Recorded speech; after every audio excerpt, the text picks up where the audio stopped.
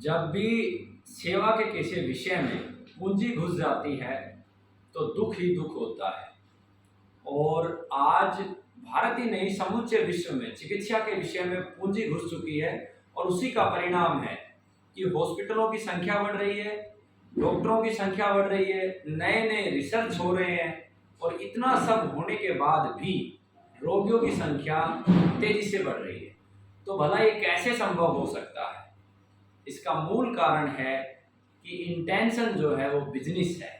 और आज चिकित्सा के विषय में, इस सेवा के विषय में पूंजी प्रधान हो गई है और इस कुचक्कर तोड़ने के लिए भाई राजीव दीक्षित जी ने एक मुहिम प्रारंभ की थी कि रोगी स्वयं डॉक्टर बने, प्रत्येक व्यक्ति अपना स्वयं का डॉक्टर बने, स्वयं को ठीक रखे, अपने भोजन की जानकारी ले। तो इसी कड़ी में कैंसर के विषय में सच्चाई समाज के सामने लेके आने के लिए और दुनिया की सबसे बड़ी रिसर्च टीम जो पुनः आयुर्वेद का शोध करके समाज को निरोगी करे।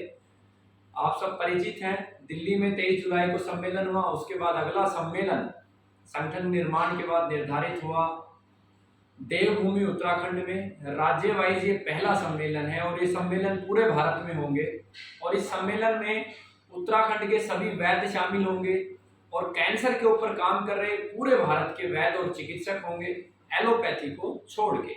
और वो अपने अपने द्वारा ठीक किए गए रोगियों का डाटा प्रस्तुत करेंगे। उसमें रोगी का नाम, पूरा पता, मोबाइल नंबर, उसके पिक्चर, उसके पहले की रिपोर्ट और बाद की रिपोर्ट, ताकि सच समाज के सामने आए।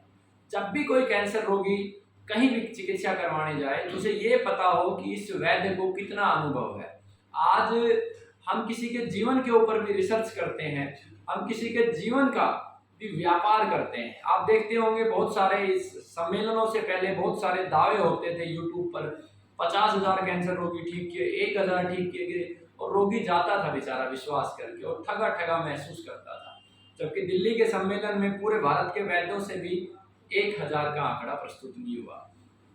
तो इसीलिए ये तीसरा सम्मेलन है और इस सम्मेलन में वैद्य, उत्तराखंड के सभी कैंसर पे कार्य करने वाले और रिसर्चर, जितने भी लोग शोध कर रहे हैं अलग अलग बीमारियों पे, उनको भी इस कार्यक्रम में आमंत्रण दिया जा रहा है। साथ में वो कार्यकर्ता जो कैंसर रक्षक के रूप में काम करेंगे, गांव गांव जाके लोगों को जागरूक करेंगे कि नशे से कैंसर होती है, शराब नुकसानदायक है, चाय नुकसानदायक है।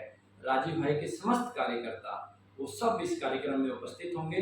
तो आज मुझे बड़ी खुशी है कि मेरी बहन दिव्या रावत जो उत्तराखंड में बहुत अच्छा कार्य कर रही है किसानों के स्वावलंबन के लिए, जो राजीव भाई का सपन भी था कि हमारा किसान स्वावलंबन हो। और इतना ही नहीं, भगत सिंह जी का भी सपन था। अगर आप उनका अंतिम खत पढ़ोगे तो उन्होंने एक ही बात बोली थी कि मुझे प्रशंसा सबसे ज़्यादा जब होगी जब मेरे देश के मजदूर और किसान का सम्मान एक नेता की तरह, एक पूंजीपति की तरह हो। तो किसानों के सम्मान के लिए जो लड़ाई इन्होंने लड़ी है उसके लिए भी मैं इनको नमन करता हूं और 30 नवंबर के कार्यक्रम का मैं इनको निमंत्रण देता हूं और मुझे 100% उम्मीद है कि बहन जी इस कार्यक्रम में जरूर आएंगी और अपने द्वारा किए गए कार्यों के माध्यम से हमारा मार्गदर्शन करेंगी और इस मिशन को आगे बढ़ाएंगी। बहन जी, आपके 2 शब्द इस कार्यक्रम के विषय में। बहुत बहुत धन्यवाद आपका मुझे इस निमंत्रण के लिए और मैं ज़रूर इस कार्यक्रम में आऊँगी और बहुत एक अच्छा मुहिम आपने छेड़ा है और आगे इसकी शुरुआत करी है और मुझे लगता है कि काफ़ी सारे जो कैंसर पेशेंट्स हैं उनको उनके लिए बहुत बेनिफिशियल होगा और डेफिनेटली मैं ज़रूर इस कार्यक्रम में आऊँगी। बहुत बहुत धन्यवाद आपका। वंदे मातरम। जय भारत।